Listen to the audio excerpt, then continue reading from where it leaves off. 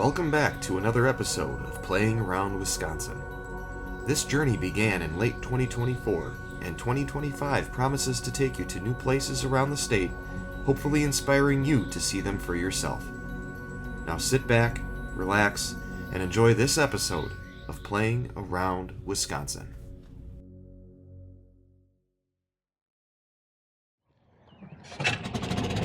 Hello everybody, welcome to another episode of Playing Around Wisconsin. You might remember my good friend Chad, Lefty Chad from the Birchwood episode of season 1. Very nice. We're here at Yahara East in Madison, Wisconsin, trying to get one final round at this 18-hole track before they shut things down at the end of the calendar year. So let's follow along, have some fun, and see some good golf, hopefully. I absolutely love the clubhouse and pro shop here. It's like walking into a time machine back in the 1960s.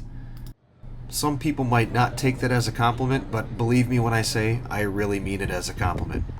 The practice facility at Yahara is huge. The green is massive and a really large range. The championship tees are almost 7,000 yards, and this course is deceptively tough. The first hole on the east course at Yahara is a pretty decently sized par 4. At 415 yards from the back tees and 381 yards from the front tees, this hole requires a good amount of length from the tee in order to give yourself a quality shot at the green.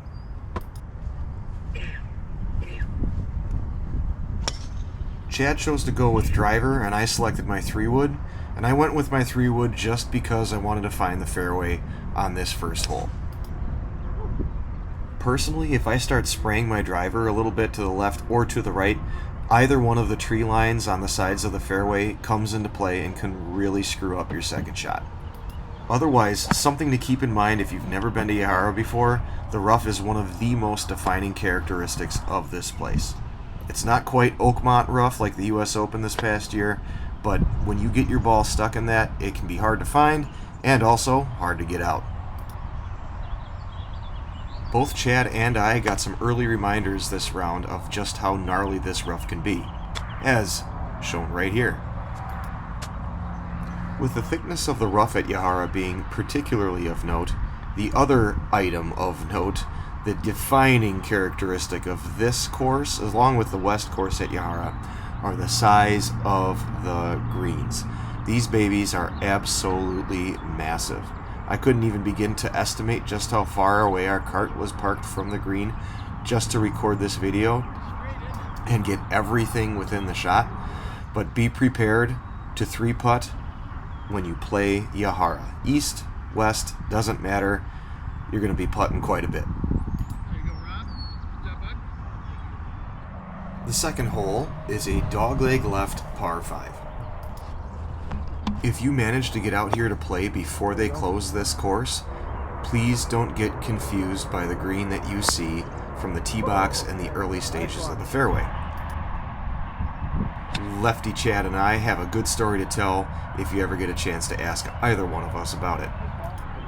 But with the story being kind of long, the moral of it is, just remember, the east course has red flags, the west course has yellow. So if you're playing the east course and you're hitting into a yellow flag, you're doing something wrong. And in the theme of doing things wrong, please make sure if you're playing this hole, avoid the grove of trees on the left that is about 150 yards away from the green, because it's going to put you in jail like I put myself in jail. So, air to the right side of the hole if you're going to lay up and getting aggressive, trying to go for the green and 2 like I did. Just keep in mind the trees there can kill you.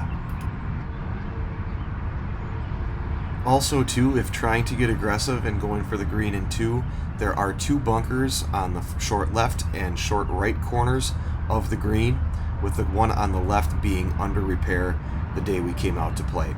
So, be aggressive at your own risk. Following up the par 5 is a fairly simple, straightforward par 3. From my experience coaching on this course and playing on this course, make sure you have enough club to get to the green on this hole. Usually clubbing up on the par 3s at this course is a safe play regardless, just because the greens here, again, are so darn huge. Coming out to play here, be prepared for a challenge of your short game if you're not throwing darts at the flag. Whether you try to loft something in high or bump and run something in, all aspects of your short game are going to get put to the test on the East course at Yahara. And with the greens being huge, you can also anticipate on not really seeing a single flat putt or straight putt, no matter pretty much anywhere on this course. But with those things in mind, I love the idea of coming out to a golf course and being really aggressive, trying to hit the ball at the flag, and hoping for some solid results. After the par 3 is the 4th hole, and one of my favorites on the East course. Specifically, why I like this hole so much is the prospect of hitting an absolutely bomb drive. There is a bunker on the ridge that's about 220 yards up the right side of the fairway, and if you can clear that thing, it will roll for a long, long time. Now, Chad and I tried our best to make that happen, but neither one of us were successful. Both of us found the left-hand rough, and thankfully both of us had decent shots and opportunities to get the ball over or through the trees that lined the left side of the fairway. Chad went a little long, I went a little short, but we still had decent looks to get up and in for a par. And you'll see here with Chad putting, which is probably the right choice to make, even if you have some rough to deal with behind the green, you have a ton of slope going from back to front on this green. He played it well out to the left side and had it on just about the right line in order to give himself a chance to make that putt. I've seen a lot of kids really have a tough time on the green. I've seen myself had a significant amount of struggles on this green as well. So be prepared for a lot going on once you reach the green. The result of this upcoming putt that I rolled out there was very surprising, considering I did not think it was possible to leave the ball short with all the slope that this green has. But you live and you learn. I'm going to be really sad to see this hole go when they start tearing this place apart. The 5th hole is the first par 5 on the entire golf course. There's a decently sized water hazard up ahead on the right that comes into play with my driver, so I believe if I can go back in time and estimate, I think I've hit 3-wood about 90% of the time that I've played this course. Should work out here. Finding a fairway is an absolute premium anywhere you go, but if you're really confident with what you're doing with the driver, you can put yourself at a huge advantage by gaining just that much more yardage. So if you find yourself just a little bit short of the water, whether it's by design or by accident off of the tee, you really do put yourself in a good position to walk off this hole with a respectable score. And just like anywhere else on this course, a large green awaits you, but it runs a lot more on the wide side compared to the long side. So if you do try to get aggressive and go for the green in 2, on the left side, protecting where the pin is, What's that, Rob? you will see 2 grown-in bunkers that will prevent anything really from rolling through and getting close to the pin in 2. So I think, personally, going for this green in 3, laying up with your second shot, or going short off the tee puts you at the best position to score. The 6th hole, a soft dogleg right par 4, I find to be one of the easier holes on this course. As someone who typically hits a fade, with the slope of the fairway, anything that's going left to right should get a good amount of roll and a lot more yardage as a result. There used to be a bunker protecting the right side of the fairway, but since that's grown in some time ago, it becomes a lot easier of a hole than it might otherwise be. The former bunker that is now essentially a waste area on the front right of the green does offer a good amount of protection for that half of the putting surface. but trying to stick with the rule of thumb of having enough club and not trying to be a hero, just a good solid second shot or potentially a third shot should put you over that no problem. Both Chad and I had second shots that reached the putting surface, but they weren't exactly tap-ins. Chad was able to get up and down in 2 for a nice par. I unfortunately 3-putted for a bogey. So my friends who have known me since high school, the 3-putt bogey has come back to rear its ugly head. Like I mentioned before, anytime you come to play Yahara East or West, you can anticipate on a 3-putt. So I didn't walk off of this green too upset with it, but still, I don't want to embarrass myself on YouTube. Well, not that often anyways. Running parallel to number 6 comes number 7, another par 4, about the same sort of length. Too many times I've played this hole with a driver and found trouble on the left and right, so 3-wood was the only play I could confidently make. And there used to be 2 bunkers on the right side of the fairway that you can kind of see from this angle here that in the past would have acted as a huge deterrent. So in the past, historically, I would say err on the left side, and now with those bunkers being taken away, you can be a little bit more aggressive or assertive on the right side of the fairway. And coming up to the green, be prepared for one of the wildest, most undulating greens on the entire 36 holes at Yahara, East and West. The back right side of the green where Chad is putting from spills away from where the hole typically is, and especially where the flag is here today, which was front left. So, within this massive green, there is nothing straight. It is just absolute chaos. Pick a line, hope for some quality speed, and giving yourself a good chance to get up and down with a 2-putt. I had about a 12-foot birdie putt from the left side and above the hole that was incredibly slippery. So walking away with a 2-putt par after a 3-putt bogey felt a lot better. The second par 3 on the front 9 is a downhill sneak preview of the 17th hole. And as it just so happens, they run exactly parallel to one another. And if you come out here and have never been out here before, make sure you're going to the correct hole, not the incorrect hole, because, well, I've seen it happen a time or two. This green has a ton of slope from back to front, so if you're going to go try to play east to west after your first shot, be prepared for something that's going to bend quite a bit. So, playing short of the cup is going to put you into the best possible position off the tee, or anywhere for that matter. And being a good amount of downhill from the tee, you might automatically think to yourself you have to club down. Personally, out of my own experience, I would recommend against that, just because, well, I personally hit a high ball, and lots of times it just kind of gets stuck up and comes straight down. So if you have a strategy coming into this hole, hopefully it involves having enough club to get to the green, keeping the ball below the hole if at all possible, and be prepared for a putt that's going to move a lot left to right if you're on either side of the hole. The 9th hole used to be a lot more difficult when the bunker on the left side of the fairway was still filled with sand.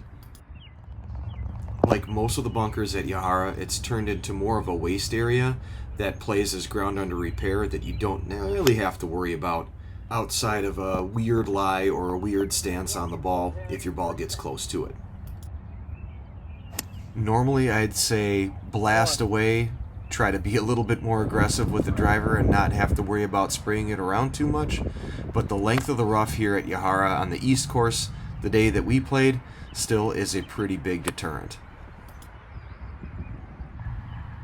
The greens are huge here. I've said it before, I'll say it again, and if you know it, you already, well, you clearly already know it. So, the pin was in the back today. I missed pretty significantly short and right, but still had a birdie putt that I couldn't quite fit into the camera. So I had to heave one up the hill, and it was not my best effort. And taking that long walk back into the view of the camera left me a par putt that, I'll ruin the surprise, did not go in. So, as we approach the turn, my final round playing the East Course at Yahara Hills, the theme has become 3-putt bogeys, just like I was in high school.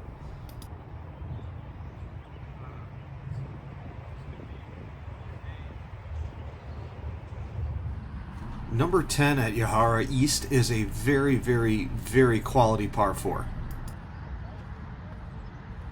I say the word very an obnoxious amount of times because a quality drive is absolutely necessary in order to make this hole scoreable.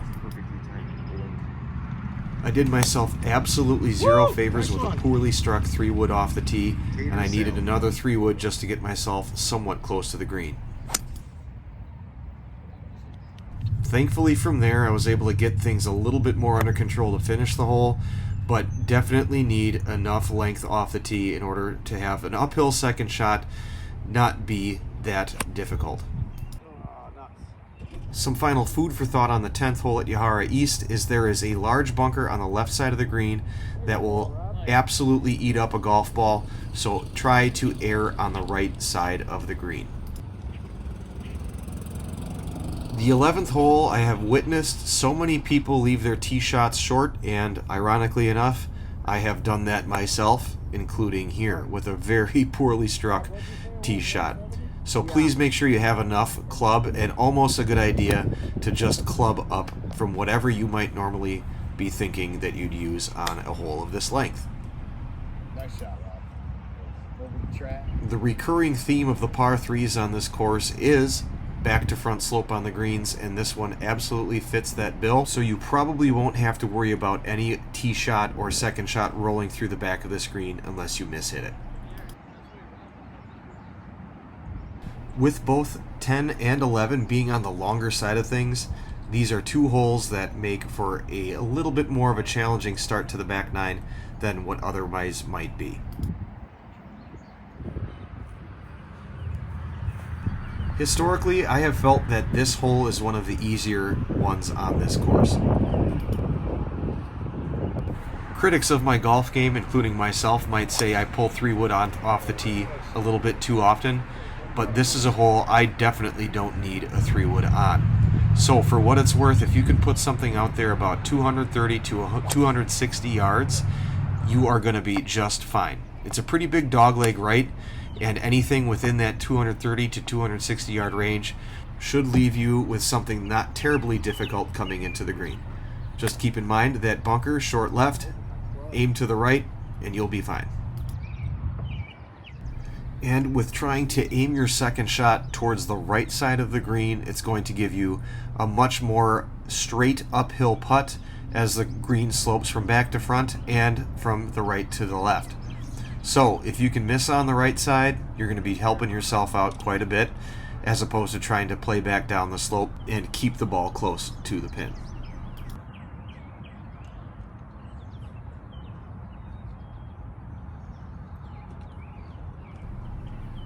After the 12th hole comes a par 5 that I either absolutely love or absolutely hate. With the dogleg left, you have to clear trees at about 240 yards on the left side, and if you're stuck in the trees on the right, you're probably going to have to play some pinball just trying to punch the ball through. On occasion, and certainly not this day, I've been able to clear the trees on the left at, again, about 240 yards, and leaving a very, very short second shot in comparison to missing on the right side, which is where both Chad and I wound up. The last 20 or 30 yards or so before the green does have an uphill slope to it, so don't expect a second or third shot that lands short to release and roll out as much as you may think.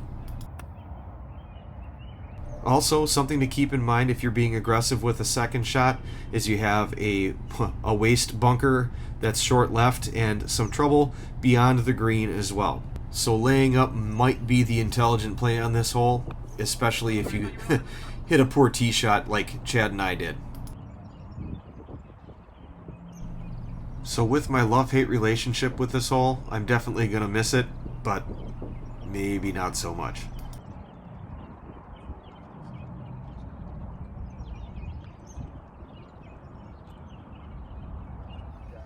Hole 14 takes you the furthest away from the clubhouse on the east course at Yahara. Overall, it's probably the tightest hole on this entire course, with two bunkers at about 240 or 250 yards out that almost act as goal posts that you have to hit your tee shot through. Missing left is a lot more advantageous on this hole, because missing right, you're absolutely dead. And with the green being as large as it is, the bunkers on each side of it should hopefully not really come into contention for you, especially if you put yourself in good shape off the tee. Chad wound up getting a little squirrely with his second shot, making me eat my words that I just said, but hit an absolutely fantastic pitch shot to get up and down for a very, very solid par. I scooted my birdie putt a little bit too far past, but was able to get up and down for par myself as well. The 15th hole turns you around and sends you back on your journey back towards the clubhouse to finish off the 18 holes.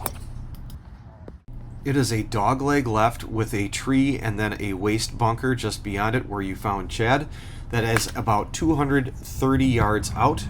And as long as you can avoid clipping one of the tree branches, getting aggressive and trying to cut that dogleg will put you in a really good position to try to get onto the green. I gotta give Chad a lot of credit and a lot of props for helping out with recording and taking some great videos, but unfortunately, he accidentally snapped a picture of me as I was pitching my third shot just through the green. And kids, if you're watching, try not to leave par putts short, especially if they're downhill. Number 15 at Yahara East, definitely a hole I'm going to be missing once they start tearing that down. The 16th hole is a solid start to a really good 3-hole finish on the east course at Yahara. Overall, it's not a terribly long hole, but with the woods on the right being so thick and pretty much Deadsville, you need to put something in play. That water on the left is also troublesome if you don't hit a great tee shot, but if you have enough club, especially from the white tees, hopefully that's not going to be something that even comes into your mind.